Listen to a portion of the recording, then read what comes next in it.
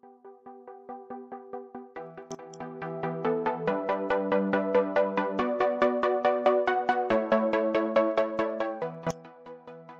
anak-anak, kali ini kita akan belajar mengenai faktor-faktor penghambat mobilitas sosial.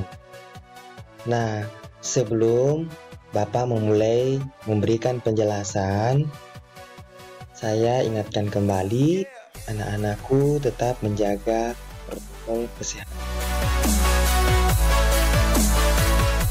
Baik, kita akan mulai materinya mengenai faktor penghambat mobilitas sosial. Apa saja yang menghambat mobilitas sosial? Di antaranya adalah perbedaan ras dan agama. Perbedaan tingkat ras yang pernah terjadi di Afrika. Ras kulit putih berkuasa dan tidak memberi kesempatan kepada ras kulit hitam berada di pemerintahan sebagai penguasa. Nah, nanti ketika politik apartheid berakhir, Nelson Mandela dari kulit hitam menjadi presiden Afrika Selatan. Sejak saat itu, politik apartheid yang ada di Afrika Selatan sudah dihapus. Berarti antara kulit hitam dan kulit putih sama-sama kedudukannya di dalam negara.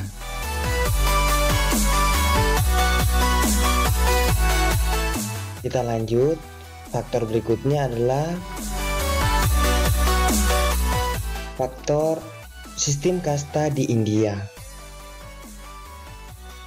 Sistem tersebut membuat seseorang yang berasal dari kasta rendah dapat naik ke kasta yang paling tinggi.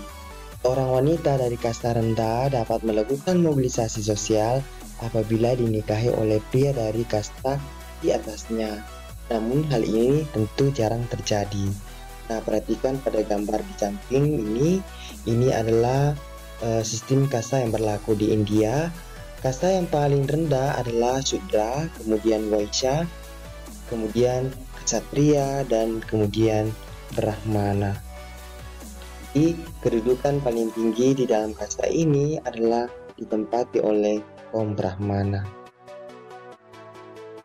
Kita lanjut. Faktor berikutnya yang bisa menghambat mobilitas sosial adalah agama. Misalnya seseorang tidak dibenarkan dengan sebebas-bebasnya dan sekehendak hatinya berpindah agama untuk mencapai status tertentu.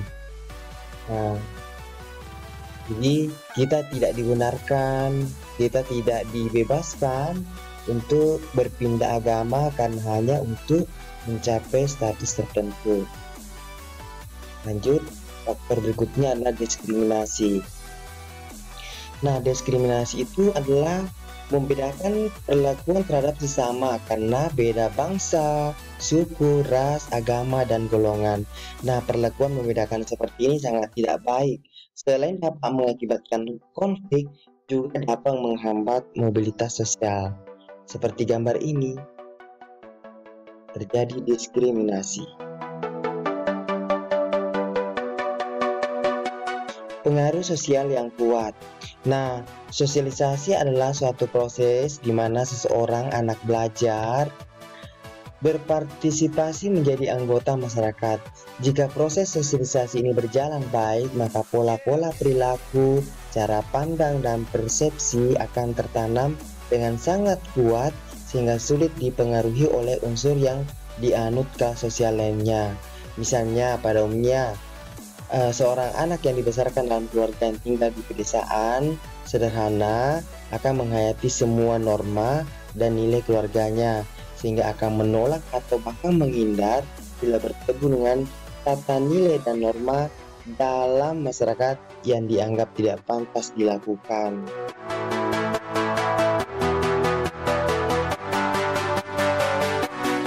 Faktor berikutnya adalah kemiskinan. Kemiskinan dapat membatasi kesempatan bagi seseorang untuk berkembang dan mencapai status sosial tertentu. Sebagai contoh, Ananda memutuskan untuk tidak melanjutkan sekolahnya karena kedua orang tuanya tidak bisa membiayai. Ini karena faktor kemiskinan. banyak kita jumpai di sekitar kita seperti ini. Kemudian perbedaan jenis kelamin atau gender. Perbedaan jenis kelamin berpengaruh terhadap prestasi, kekuasaan, status sosial, dan kesempatan untuk maju. Dia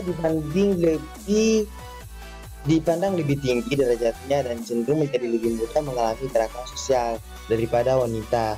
Sebagai contoh, wanita yang hidup di desa yang masih sederhana merasa bahwa perannya hanyalah sebagai ibu rumah tangga.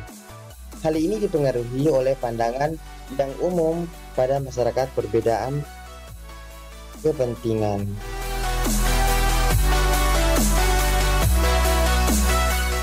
Nah, tibalah kita di akhir pembelajaran. Di sini ada tugas yang kalian harus kerjakan. Kerjakan di kolom komentar link ini dengan cara menuliskan nama kelas dan jawabannya. Hanya satu soal, yaitu mengapa kemiskinan dapat menghambat mobilitas sosial.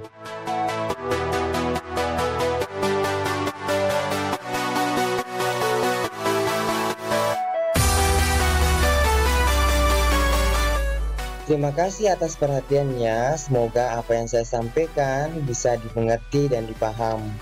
Terima kasih. Assalamualaikum warahmatullahi wabarakatuh. Jangan lupa like dan subscribe.